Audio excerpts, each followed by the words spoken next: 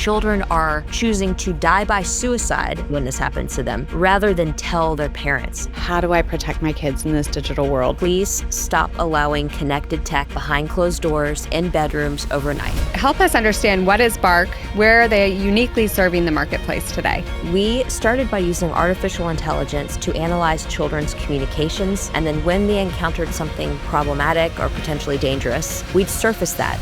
Can you share some of the big wins you all have had? We've escalated thousands of predators to law enforcement. Our algorithm helped to stop a credible school shooting threat because of something that a child posted to Snapchat. Even as proactive parents, we have the opportunity to be present in not just our kids' lives, but in the lives of those around us. The laws meant to protect children and consumers haven't been updated since 1998. There's a lot of ground to cover. We did a roundtable, and we said, what are some of the biggest things that kids are facing these days? Our jaws hit the floor when the number one thing that came out of them was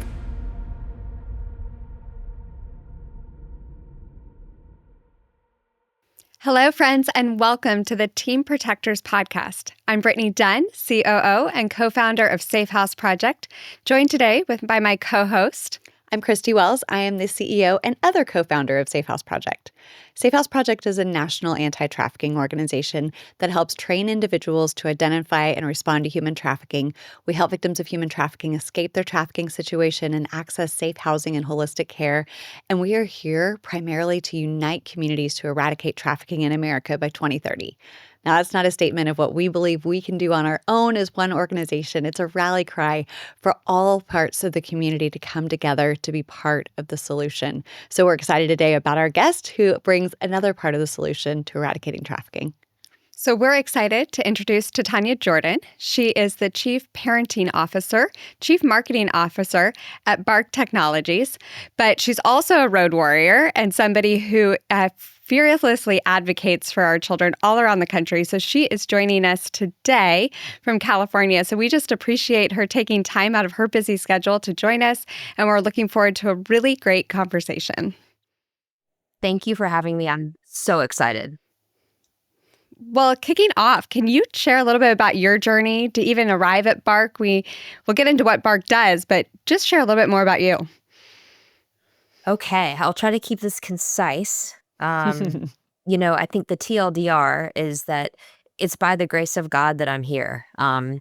Bark Technologies is a for-profit and not faith-based organization. But as somebody of faith, I feel very supported by my company and able to share, why I think I'm here. And I think it's because God has a reason for me to be here. So now I didn't always follow his plan overtly through college and such, but got back on the right track and pursued a career at the intersection of parenting and technology and media. It was traditional media when I first started working professionally, and then it quickly translated into social media.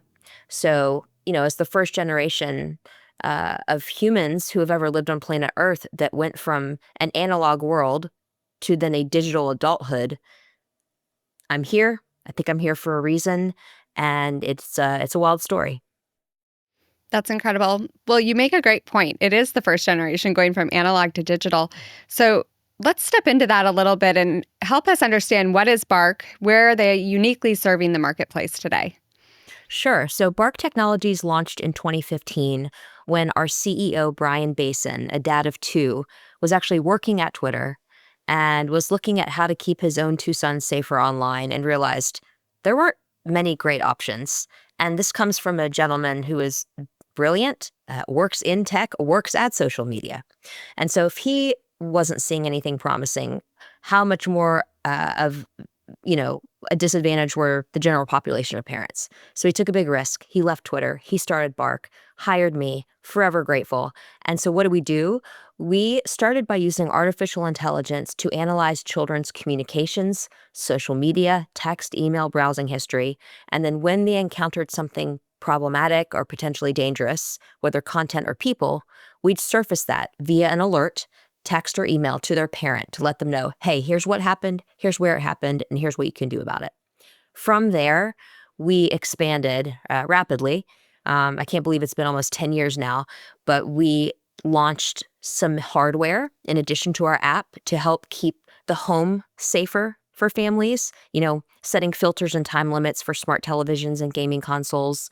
And then we launched a safer smartphone for kids, a safer smartwatch for kids. And then finally, we give our software to any school in the United States for free because schools, as we know, are giving children tech that is not always safe. And we need to be able to protect that as well. Yeah, absolutely. I mean, I know, Christy, you got to meet Brian right when we were launching. And I mean, we were blown away by just his vision and kind of share a little bit of that conversation. Yeah, I think it's first of all, it was a game changer for me because as a mom of three and living in a technological world, it's the inevitable conversation that you're going to end up having with your children at some point of teaching them online safety. And it really was about the right tools. And so I remember meeting Brian on a Zoom call when, good heavens, we were a year and a half into our journey and got to meet him, got to hear his heart, and that exact same thing. I'm a parent. How do I protect my kids in this digital world? Because things had gone from feeling safe originally, and because we just didn't understand the dangers, to all of a sudden not safe. And so as we were talking to our kids and trying to figure out if they were going to get devices or not, we knew that we wanted to do Bark. And I will tell you that for me, I actually came into it too late. I remember going, gosh, I need to download Bark. Gosh, I need to download Bark. They had iPads, but, we monitored everything. And it was during COVID. And then one day I was like, I've got to get this downloaded on their device. And I did. And it ran not just the current history, but it ran historical. And I realized that a time that my kids were actually out of the house and a neighborhood kid had come over, he had accessed porn on my son's iPad. And so then my son comes home and it's there. And so there had been about a week of time frame where he didn't fully know what he was looking at. He was young and was exposed to pornography. And it's interesting what I now talk to him about it. And by the grace of God, he doesn't remember. Which is huge. But we've had this conversation and he's like, Mom, I literally have no idea what you're talking about. But those points of being able to intersect the things that we just don't even know our kids have access to, whether they are intentionally doing it or not. And I think that's the critical piece, is that parents are like, I trust my kids and all of this.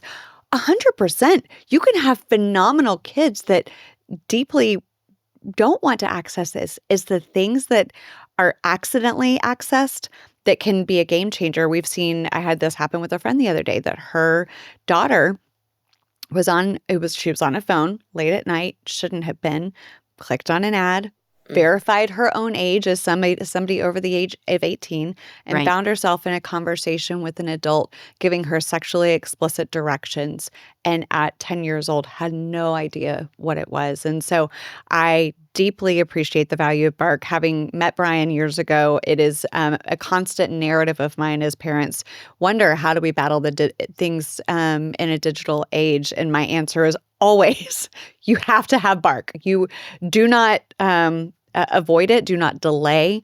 It's critical. So thank you for the work that you all do. Well, thank you for that testimony.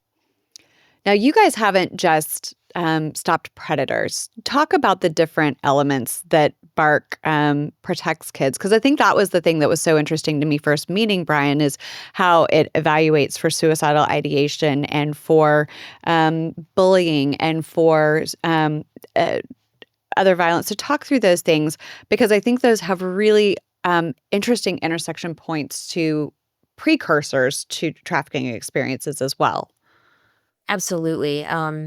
This is some heavy stuff that we're talking about, but for those of you who don't know, suicide is the second leading cause of death in children today. Sextortion is on the rise. Bullying is rampant, and exposure to graphic and sexual and violent content through the roof. Drug and alcohol related content, the ability to just get drugs and alcohol delivered to your home through apps like Snapchat would really probably surprise a lot of parents, and the disordered eating related content. And what it all boils down to is the fact that we think our children are just being entertained and or talking with people they know and trust when they're allowed to have tech. And that's just not the case. Good kids make bad choices. And as we've already highlighted, there will be things that are uh, put on their devices that they didn't even go looking for, right? Or perhaps they mistyped something in Google and all of a sudden they're looking at something they didn't even want to be looking at. Mm-hmm. So, please don't think not my kid, because good kids make bad choices. And the amount of dangers that Bark is able to detect and alert parents to is really mind-blowing. It's not just text-based obvious things like marijuana or sex, right? Like, we know those things. But there are emoji, there are photos and videos, there's photo with written words overlay on top, and our algorithm can pick up on all of that. In fact, uh, our algorithm helped to stop a credible school shooting threat because of something that a child posted to Snapchat. So it's been very humbling and powerful to see what this has been able to do.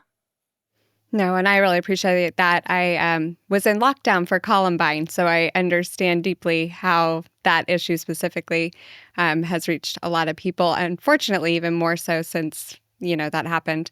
But I think that's one of the reasons I love Bark personally is that it's so many different options that it's really filtering against. But let's lean in a little bit to sextortion. I know that that's one of those things that parents may not even understand what sextortion is. So, to help bring you along, sextortion is when a child shares usually an explicit image and then they're being blackmailed and then they're being asked to share more sexually explicit content. And so, what we've seen is a massive rise in the number of youth who are engaging in this activity. But from your all's lens, as experts who are seeing this content every day on kids' phones, where are you seeing the trends kind of go with that crime?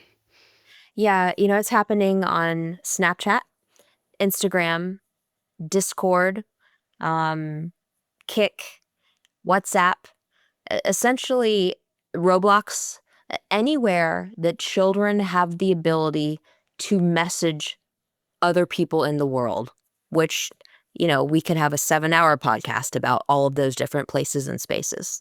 Right. But the predators and the sextortion networks are going where the kids are. And Mm-hmm. by kids, I mean children as young as 6, 7, and 8, or as old as 17. And it's probably more helpful to put yourself in the shoes of, let's say, a 17-year-old. Let's say you're a 17-year-old boy and you have racing hormones and you're interested, let's say, in girls. And all of a sudden, a really cute girl messages you on Instagram and you think, okay. And you go to her profile and you see that she's got a couple mutual friends of yours. So you think, oh, she's probably safe. Maybe this is somebody that my friends play soccer with or something. I don't know. You connect with her and you start to build a friendship in the DMs. And all of a sudden it gets flirty. And then all of a sudden it goes beyond flirty to sexual. And you, as a 17-year-old boy, are convinced, like, this is somebody who really cares about me. They're not going to share this photo, and I want to take this relationship to the next level. And boom, just like that, your child, your straight A student, church-going student, volunteer student is the victim of sextortion because that girl is actually a 44-year-old man, potentially in Nigeria, who has a quota to meet and is now threatening your child by pressuring them to send them $500 immediately, or that man will distribute your child's nudes to everybody they're connected to, causing them shame, to feel blame. And anyway, that's just a very real example of what has happened and is happening. And to take it a step further, it's one thing that crime is happening. It's horrific. And the FBI has reported that it's on the rise. But children are choosing to die by suicide if this happens to Right. them, when this happens to them, rather than tell their parents because they are so ashamed. And so we all have to get our heads out of the sand and make sure our children know that if they make that decision, which is not a good choice that we don't want them to make, but if they make that decision, please come to us. Please tell us. We're not going to freak out. We're not going to yell. We're not going to punish you, but we are going to get you the help that you need because you are a victim in a crime, period. Right. Right. No, I think it's an absolute vital message. And it's one that I definitely want our audience to hear because one of the biggest challenges is that kids start to feel shame and guilt around that decision, and then they are pressured into more intense levels of victimization. And unfortunately, a lot of our forensic nurses are saying that it's also continuing, and they're demanding that siblings play out sexual crimes against one another. And so in that, we are just seeing so much impact across families, which is leading to this rise in suicide rates. And so this is something that is happening. And when you think about the age you need to start discussing this with your child, go as young as when they are 6 years old. Start from when they're 2 years old, give them anatomically correct terms. Our kids have to be empowered to know how to identify what is happening to them and be able to share that with a trusted adult, because unfortunately, every single child is going to be presented with an opportunity to share an explicit image, and we have to empower our kids to know how to respond to that. Or like Titania said, if they do make that mistake, we have to be a safe place for them to reveal it so that we can get them the necessary help that they need. Absolutely. There was somebody recently, a state congressman out of South Carolina, that unfortunately his son was a victim of sextortion. And within minutes, 7 minutes, I believe was the stat. I could have that wrong. But within minutes of getting the text that basically says, if you don't do this, I'm going to reveal these pictures. He tried to send some money. They said it's not enough. He walked down the stairs, past his dad in the kitchen, got his dad's weapon, and killed himself back up in his room. And they did end up tracking down that predator, and it was a man in Nigeria that was extradited back to the U.S. and is facing charges here. But there are times that this is happening all within schools.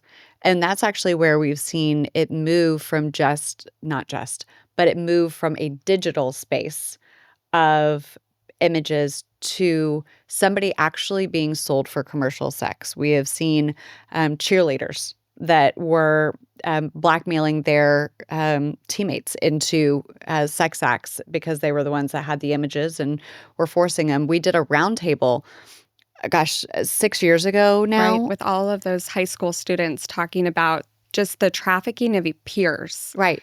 And that we talked to them, and at this point, all of our kids were really young, and we said, what are some of the biggest things that kids are facing these days? Our jaws hit the floor when the number one thing that came out of them was the word blackmail. That just wasn't the thing that we felt like they were going to answer with, and it wasn't the thing that I felt like was prevalent in our ages growing up. It breaks my heart. For a variety of reasons. One, that it's happening. Two, that children are being harmed. And three, that parents really don't understand. Don't get They it. do not understand. And even us telling them today, Mm-hmm. they are still not going to understand until they hear it directly from a child. But at that point, it's too late. So Right. how can we get ahead of this? How can we really work to prevent the sextortion and the exploitation of children and try to eradicate it by, is it 2030? Yes. Yeah. 2030. Yeah, 2030. It's possible, but the first Right. step is awareness. Right. Absolutely. And when we say that, we always tell people, we're like, you have to set a goal out in front of you that feels so audacious and unbelievable that it requires you to get up every single day and fight with all you have to see change. And I feel like that's what you all are doing every day at Bark. Can you share some of just the big wins you all have had? Absolutely. We've escalated thousands of predators to law enforcement.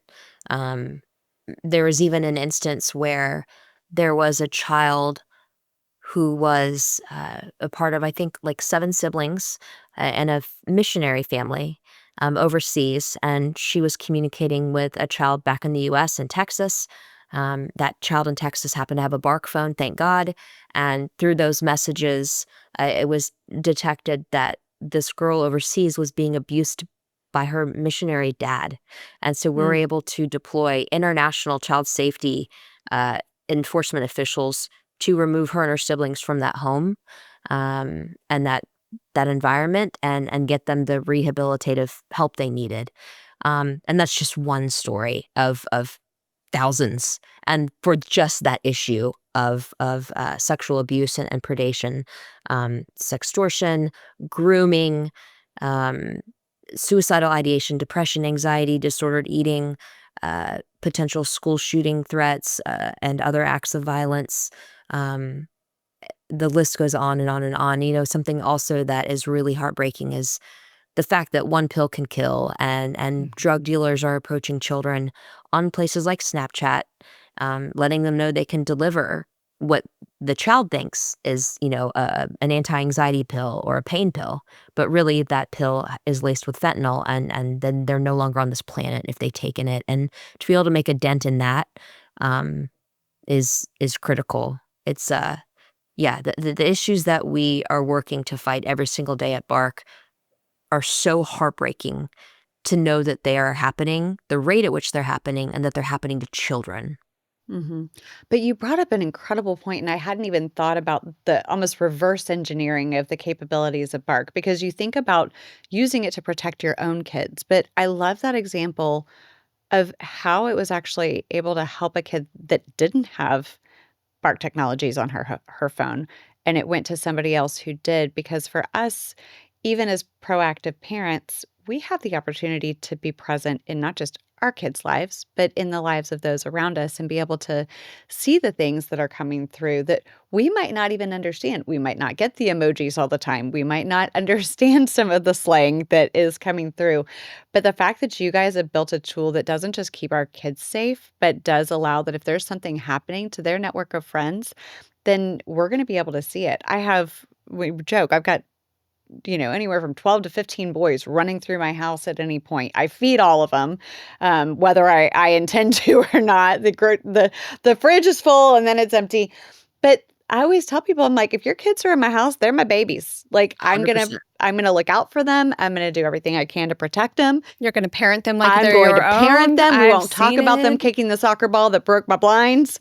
They were all in trouble. I was like, you're all grounded. But but those are also kids that I am here to protect. And so I love that even having the Bark tools on your phone and on your kids' devices gives you the ability to see if there's something happening that another kid might be reporting that they might tell a friend, but they would maybe never report to authorities. Right.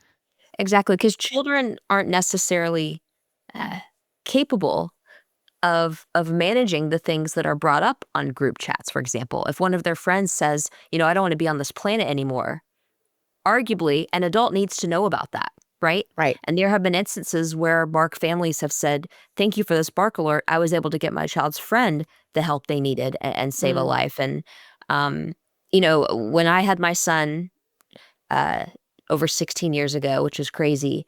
And then I was told it wasn't safe for me to have any more biological children. I was really struggling with that because I always thought I would have 5 kids. And, you know, looking back on that, we don't always know why things happen in our life.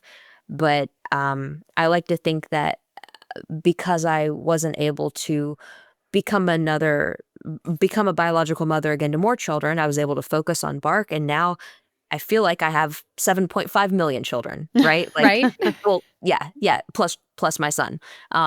So I don't know why I went there, but yes, it takes a village. If you are an Mhm. adult and you are anywhere near children, it is your responsibility to help protect them. If you see something, say something. Don't think, oh, their parents got that, because they probably don't. Mhm. Right. I love that though, because I know we feel that same way. Like I get asked all the time, don't you want more children? Nope, I'm good. Because when you have these individuals that you walk alongside that are these survivors of experiences, like they become one of your own. And Mhm. it's beautiful to have that protective feeling over not just your own children, but over all of the children in our spheres. And so I think that's really powerful. But switching gears a little bit, let's talk about how you see the role of technology continuing to evolve. Like, as you all envision where Bark is going to be in the next 5 years, what are the things that make you excited that are coming as a result of just all the technological advancements that we're seeing across the world?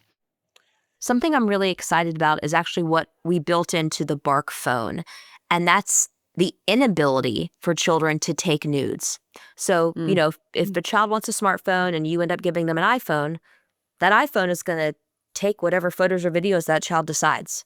But with the Mhm. Bark phone, thank you to our amazing engineers, when they go to try to take a nude photo or video, it doesn't allow them to take that photo or video. It just won't save it to the device, therefore putting a major roadblock um, Mm. in that distribution of that type of media. So I'm excited Wow. about that. I'm excited about our ability to flag AI-generated abuses. Okay, great. Mm. I was wondering if you'd go there with deep fakes. Let's hear Yes, about that. yeah, totally. We still label that type of media as actual abuse. Yeah. We Mhm. don't label that as lesser than. And so we're able to detect that and surface it, because even if it wasn't a real image of a child, it's still abuse. It's still abuse Right. material, and it has an impact on that child. No, absolutely. And we've seen some critical legislation go through DC on the Kids Online Safety Act and the Take It Down Act, and all of these pieces of critical policy that are really working to help protect our kids in the digital space. What have you all kind of been engaged with on the policy front to make sure that we're really protecting kids? That's a wonderful question. And I would say that any legislation that works to keep kids safer online and takes into mind, obviously, the freedoms that we enjoy as citizens of the United States of America, we support. Um, Right. and that's actually not hard to do, given that the laws meant to protect children and consumers haven't been updated since 1998. There's a lot of ground to cover. There's a lot of Right. improvements we can make. So the Kids Online Safety Act, COPPA 2.0, the Take It Down Act, Let Parents Protect, Sammy's Law. There are so many promising pieces of legislation, and any one of them would literally save lives. So if there is legislation that keeps kids safer online, chances are we are supportive of it. And I would say they're all pretty much bipartisan issues. And what we have to be aware of are the lobbyists who have a lot of funding from the social media Mhm. companies that will not benefit if this legislation passes. Right. I think that's a big call to action for our audience. Making you don't have to be a policymaker, you don't have to be an advocate every day, but understanding those issues that are touching our kids and knowing that there are organizations out there truly fighting to protect our kids in the digital space requires your voice. Mhm. Because going up against big tech, especially social media, is extremely difficult. And as Titania noted, a lot of this has not been updated since the late 90s. Late 90s. Think about what your cell phone looked like in the late 90s and where we are today. We have a lot of ground to cover in Washington. Right. Well, I mean, you pair that with the fact that trafficking wasn't even made illegal in the United States until 2000. And so the last time some of these laws were updated was before we even had language to put to certain abuses that are happening. And so we do have to see those updates made. We do have to see stronger penalties for those who are buying kids online, and engaging with them in interactions that they're asking 10-year-old girls to create sexual content. And so I think the more that we can be proactive as parents, the better. But I think people don't realize the levels that their voice in policy makes a tremendous difference. Some of these politicians really don't like for their phone to ring. They really don't like constituents calling, going, this is a priority, this is a priority, this is a priority, because sometimes those priorities can be set by those outside of their constituency that might represent other agendas. And so we have seen legislation pass that people have started to blow up their representatives' phones saying, hey, I care about this, and I want to make sure that you, as my elected representative, care as well. And we see incredible change happen when parents, when concerned citizens make sure that their opinions and their voice are heard by those in policy. Absolutely, and lean on the data. Lean on the Right. Right. science, lean on common sense. I mean, most Right. recently, I just got an email last week letting me know that Google was going to allow my child to access Gemini, their AI suite of tools. And that if I wanted to, I could go into Family Link and turn it off. But essentially, They were saying, hey, we're Google and we think we know what's best for your family and your child. And so we're going to let them have access to this. Good luck turning it off. No, no, no, no, no, no, no. We need to set a different precedent, which is the tech that is given to our children should inherently just be safe. And if we want to unlock levels of access, that's what we can then do.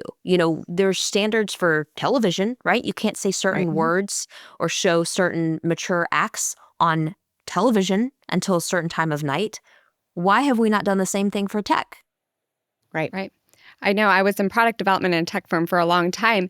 And the thing that we always stressed was building integrity into our products, making sure that we were building integrity in. And I feel like that's been lost a little bit as the technology has grown in leaps and bounds. It's like the policies and really the public can't keep up. And so now we really have to make sure that we are acknowledging where those deficiencies are and putting the proper protocols and policies in place to protect people, because without that, it's really challenging. I know that I was in DC last year with a whole bunch of individuals who had their images sold online through the deep fake AI, and they were being told that it was a victimless crime. And here you have these individuals who they may not have been in the photographs, but their faces are attached to those images, and it impacts their futures. It impacts their career. It impacts their self-worth. And we really have to make sure that we're advocating on behalf of every single individual, regardless of what victimization is defined by. Now, you said something earlier. You said if you see something, say something. And that's absolutely something that we want to infuse into our culture. I think Bark does a beautiful job of keeping that from putting that onus on the child, that if they see something, say something, and it allows the parents to, be informed. But what happens when parents really start to see something? I think this is the kind of that beautiful partnership that Bark and Safe House Project have been able to create through Simply Report. What does Simply Report do from your perspective to empower parents maybe in a different way? Yes, I'm so glad you brought that up, and I'm thrilled for Simply Report to come in and help to really make an impact in the fight against human trafficking. Let's say there's a house in your neighborhood where you see a bunch of different kinds of cars, coming and going at different random times, right? And you just think something's not right about this. Mhm. You can go to the Simply Report app and report it and have it be routed to the appropriate law enforcement official instead of getting lost in a queue in the national hotline. Um, Also, if you're a victim, Mhm. if you're a survivor, and you're worried about speaking up, um, perhaps because of potential legal issues that might befall you for being in this space that you're in. You no longer have to worry about that. Whether you're 13, 16, 28, if you are being held somewhere against your will, doing things that you don't want to do, the Simply Report gives you the power to get the help you need and to get removed from that environment with no penalty to you. Right.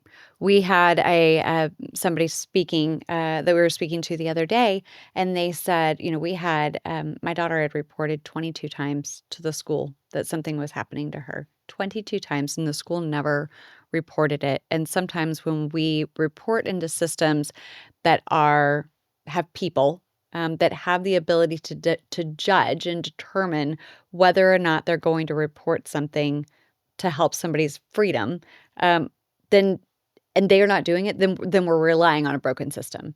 And so to make sure that kids are able to share things that are happening with them securely and discreetly, that you would hope they go to their parent. You would hope that their parent is able to see what's happening, but it could be happening in a non-digital space where they don't feel comfortable sharing that. Then this actually gives them that tool to report it and make sure that it's going through bypassing human bias and going directly into a system where what's happening to them can be shared.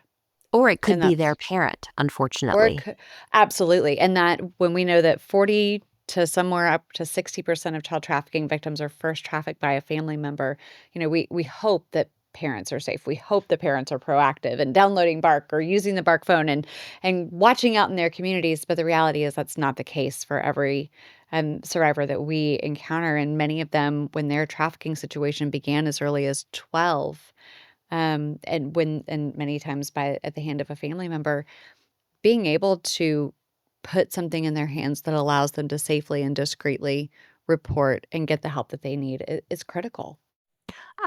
This just came up, and happy to cut this if you'd like. And obviously want to have both of you down to Atlanta to be on our podcast, Parenting in the Tech World, which we can go deeper on this. But I think one misconception that a lot of parents have when they're thinking like, oh, that's terrible, but that would never happen. Is this primarily a low income issue, or can this happen in upscale neighborhoods? Can this happen to children in good homes? Can you help dispel that myth? Yeah, absolutely. I think it's really important for everybody to know that trafficking is happening in every single zip code across America. It is happening because our kids are accessible and susceptible to predatory behavior. And as Christy said, some of that comes because it's familial trafficking. It's a family member trafficking that youth. But it also is because of the digital age and what we've talked about here today, that these kids are being approached online and then they don't know how to get out of that cycle. And so we see this across every single age, race, socioeconomic class. And really, at the end of the day, we all have to be vigilant as parents, as concerned citizens, as educators, healthcare workers, law enforcement, to be part of that community fabric that creates those safety nets within community, that we establish ourselves as safe and trusted adults for the youth that are in our sphere of influence. And so I really challenge that narrative. Of course, we have certain populations that are going to have a higher rate of trafficking, and some of that comes from what you were saying, income disparity.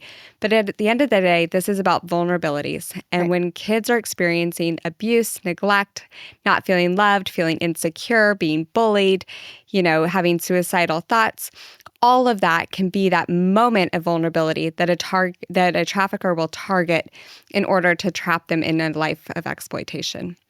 Yeah, which goes back to one of those earlier conversations about the different vulnerabilities that the technology can identify, because exactly what you just said, those that are, being bullied, that's really easy for a trafficker online to be able to see, okay, you're in a group chat and you're being bullied. I can do a pull aside with you into a separate DM to talk to you and befriend you. And that can happen with suicidal ideation. Okay, well, what's happening behind there? Because traffickers, all they're doing is looking for vulnerabilities. And you think people place the vulnerability language sometimes on well, they've got, a food insecurity or a housing instability.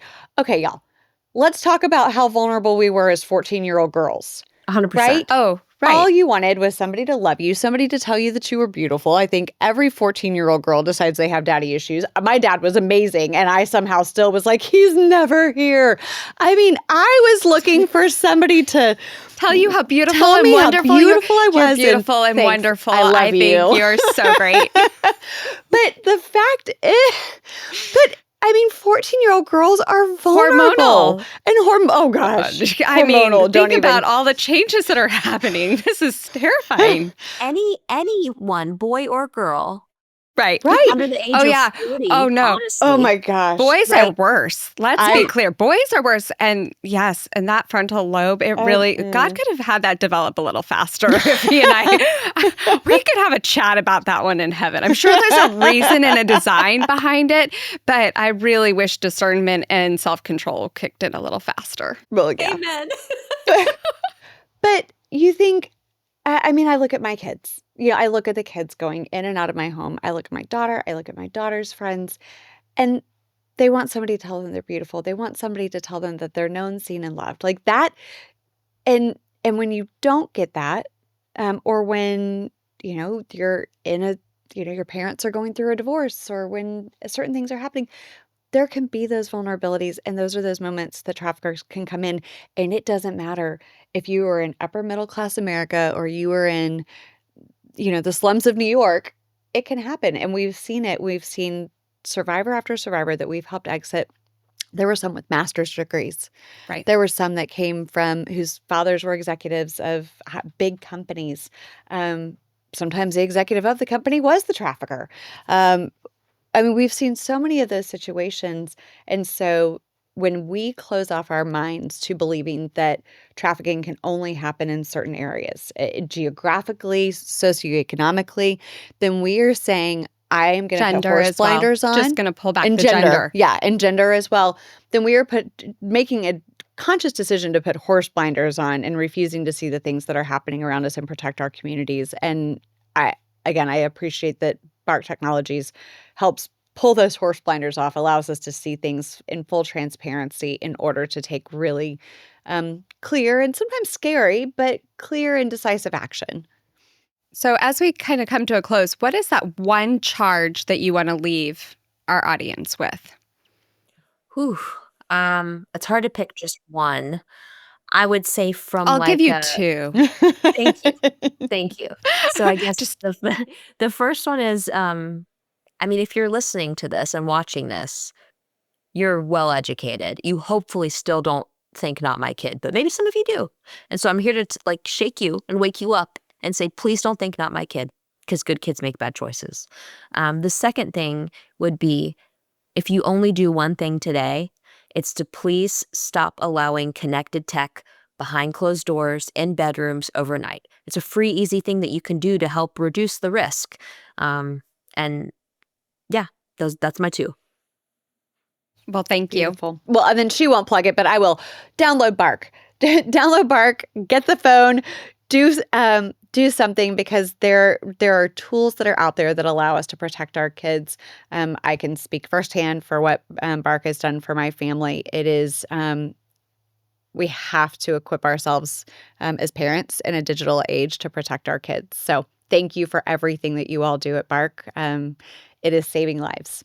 Well, thank you both for all that you're doing. You're saving lives, and I'm excited to continue this conversation in Atlanta.